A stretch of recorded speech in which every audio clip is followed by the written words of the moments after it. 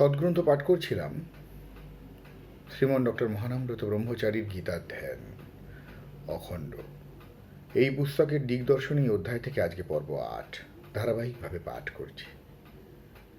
অন্নময়, প্রাণময়, মনোময়, বিজ্ঞানময়, আনন্দময়, এইসব পাঁচতলার প্ল্যানের কথা বলিয়াছি। এইবার ধ্যানের কথাটি বলিব। জীবাত্মার মধ্যে একটি তীব্র প্রেরণা আছে ঈশ্বর ভূমিতে পৌঁছিবার জন্য, এ কথা বলা হইয়াছে।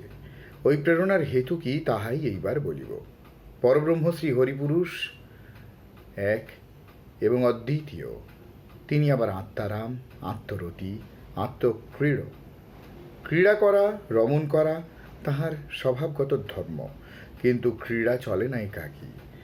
একাকী নৈব রমতে, তাই ইচ্ছা করিয়াছেন বহু হইবেন। নিজেকে নিজে আস্বাদন করিবার ইচ্ছাই এই বহুত্ব সৃষ্টির মূলীভূত হেতু। ব্রহ্মপুরুষের নিজেকে নিজে আস্বাদন করিতে ইচ্ছার মধ্যেই রহিয়াছে সমগ্র সৃষ্টি রহস্যের চাবিকাঠি।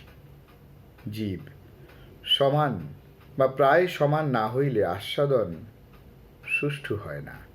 ওই জন্য জীবের প্রয়োজন ঈশ্বর তুল্যতা লাভ করা। জীব ক্রমোন্নতি লাভ করত ক্রমে তাহার নিকটবর্তী হইয়া তাহার স্বধর্মতা, তাহার ভাব মদ্ভাবা প্রাপ্ত হইলেই ঈশ্বরের আত্মাস্বাদন বাঞ্ছা সার্থকতা লাভ করে।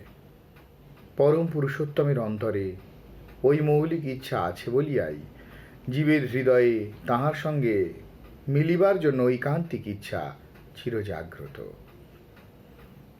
জলধারা উচ্চ গিরিশিখর হইতে আসে বলিয়াই সমুদ্রে পৌঁছিবার জন্য তাহার মধ্যে থাকে একটা বিপুল বেগ। নদীর বেগের হেতু পর্বতের উচ্চতা, জীবের হৃদয়ের ভগবান্মুখিত্ব, গতির হেতু ঈশ্বরের শ্বাস সাধন লালসা। বহু জীব ক্রমোন্নতি করিতে করিতে মানব ভূমিতে পৌঁছিয়াছে বটে, কিন্তু যতক্ষণ না শ্রীহরি মানবের মধ্যে দিয়া নিজেকে নিজে আস্বাদন করিতে পারেন ততক্ষণ তাহার সৃষ্টি সার্থক হয় না। মানব যখন মুখে ভগবানের কথা বলে, কর্ণে ভগবানের কথা শোনে, চোখে তাঁর রূপ দেখে, মনে তাঁর স্মরণ করে, সর্বেন্দ্রিয়ে কৃষ্ণানুশীলন করে, তখনই তাহার জীবনের মধ্য দিয়া শ্রীহরির সৃষ্টিলীলা সার্থক হয়।